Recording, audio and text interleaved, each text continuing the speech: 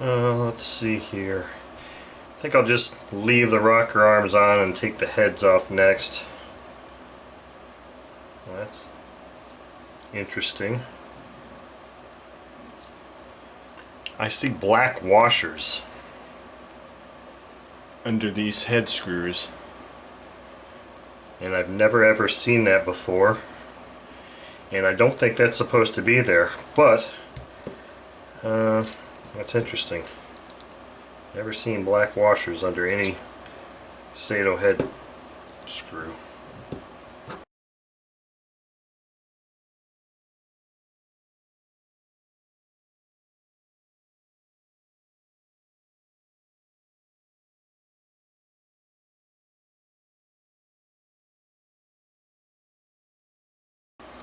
Yeah, sure enough, there's washers under these head screws. That is not something I've ever seen before, and I'm pretty darn sure I've got the original copy of the original manual that comes with this, and I'll go check the exploded parts breakdown, but I'm pretty darn sure that washers are not part of this, so why there would be washers.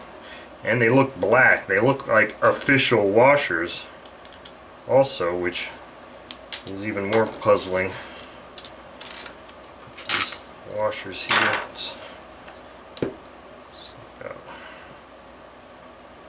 Okay, so I'm going to pull this head off, and rocker arm comes off, no big deal, or push rod. Just put the head there. So here's the first, or what I'm calling the left-hand head. See a little caramel color there, and see how I can also just pretty much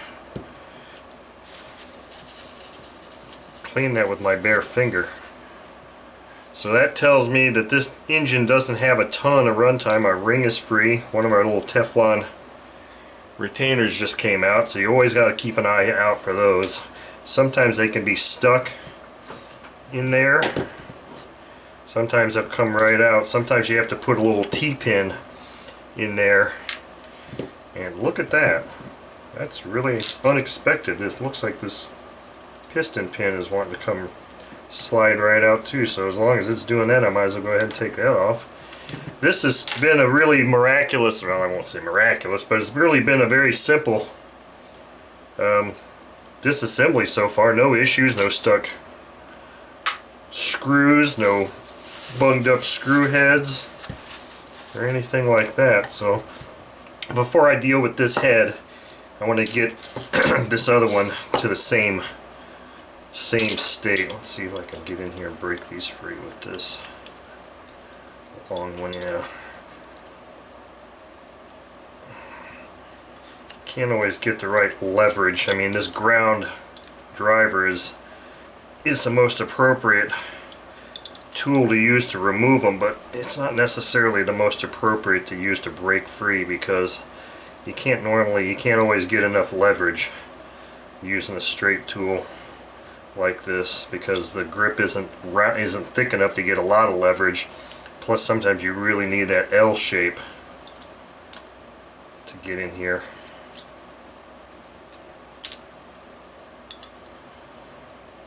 Depending on how tight they are, if somebody's opened up the engine before. These 4 screws and washers go on this side.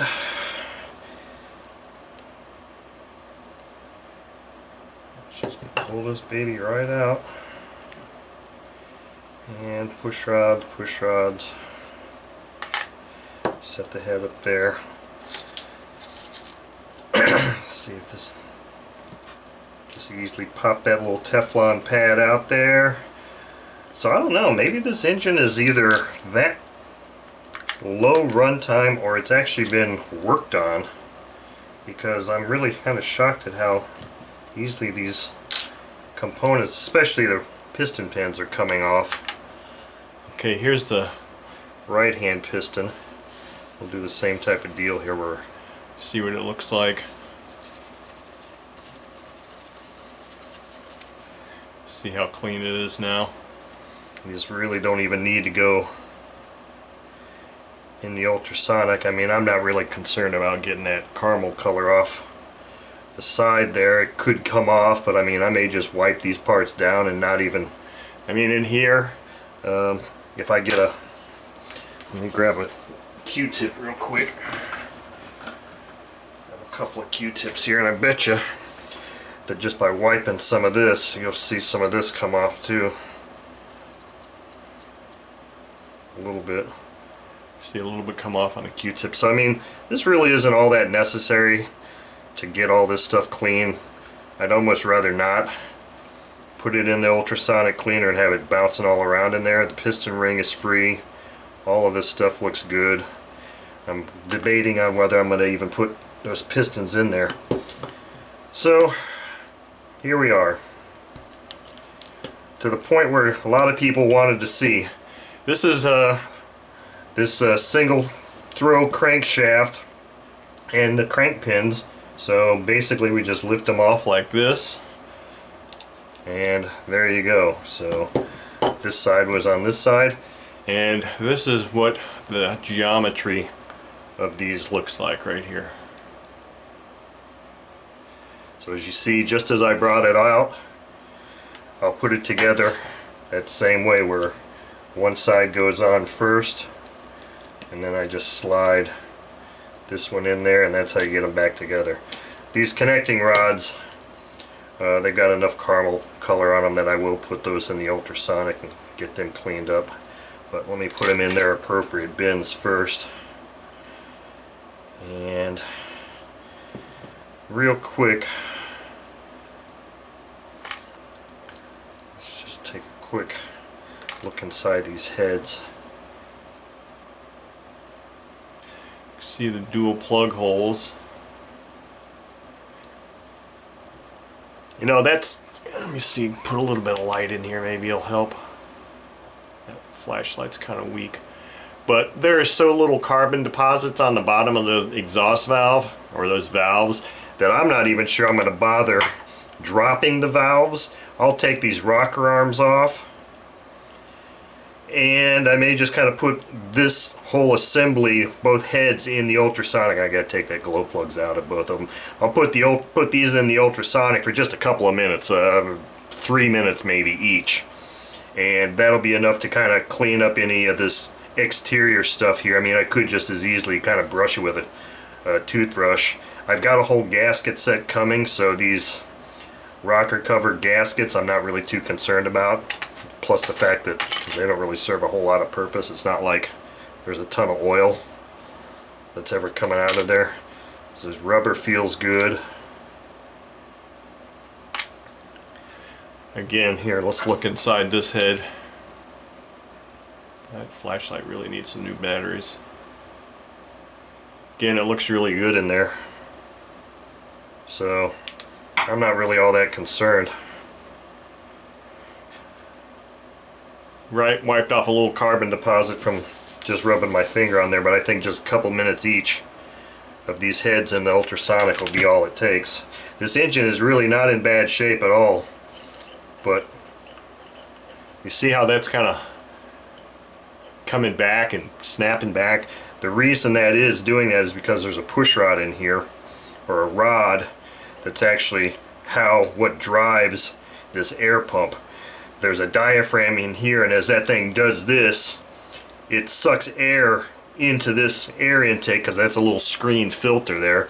So as that pumping action is happening, as this is rotating, it's sucking fresh air in there and helping to expel the exhaust gases out of the engine. This is not an oil pump, it's an air pump that just helps circulate exhaust gases and residual gases out of the engine, so it's constantly pumping in fresh air as this thing rotates, and that's why this crankshaft is looking like that. Okay. That rubber feels good. I'm just going to try and twist them to try and break them free, just in case they're dry rotted at all, and if they feel kind of dry rotted, you might want to put a little oil on them and then kind of twist them. Instead of just kind of pulling it off, I kind of try and give it a little twist, and if you can break it free, then you should be able to just pull it right off. And these rubber parts feel like they're in good shape, so we're in good shape there. Many times you can get these cam followers out by just using a really strong magnet, pulling up on them, but does not look like that's the case with this. Just make sure that as you're playing with this thing, oh, there's one that came out. Let's see what side of the engine this is. It goes on this side here. Make sure if you transport this thing around to go heat it up or whatever, you don't rotate this thing around, because if one of these followers drops out and you lose it, then shit kind of sucks. And that one came out on this side.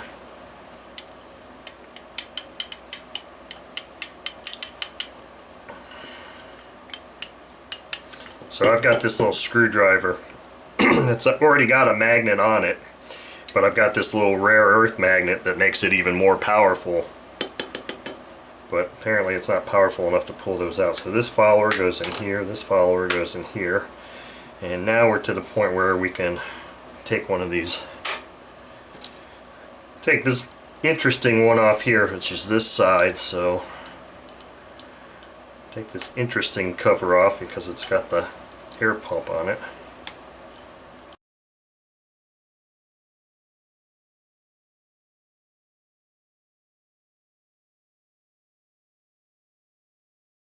Getting a really strange smell. This thing should just want to pop right off, and there we go. And of course that gasket's toast, which is fine. Like I said, I got a new gasket set on order, and these are pretty much standard size, so I probably even have some of these on hand. In fact, this looks like a newer gasket. Somebody's been inside this engine fairly recent. Since this engine was first made, somebody's been inside this engine. I can absolutely say that without a doubt now, because I can tell by looking at this gasket. This gasket is white and it's got some blue splotches on it, and that's what all new gaskets look like. So that's why I'm having very few issues disassembling this engine, because it's been disassembled before. Here you can see that little push rod in there that's actuating that air pump. So I'm going to leave that there for now. Put these screws over here.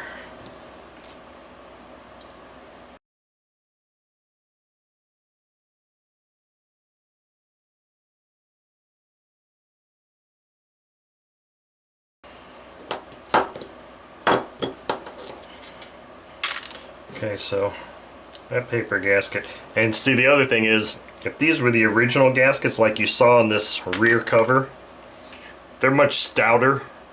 They last longer. In fact, I've had many of those that I've reused several times. These newer paper gaskets will pretty much always disintegrate like this. So I think it's time for me to go start cooking dinner.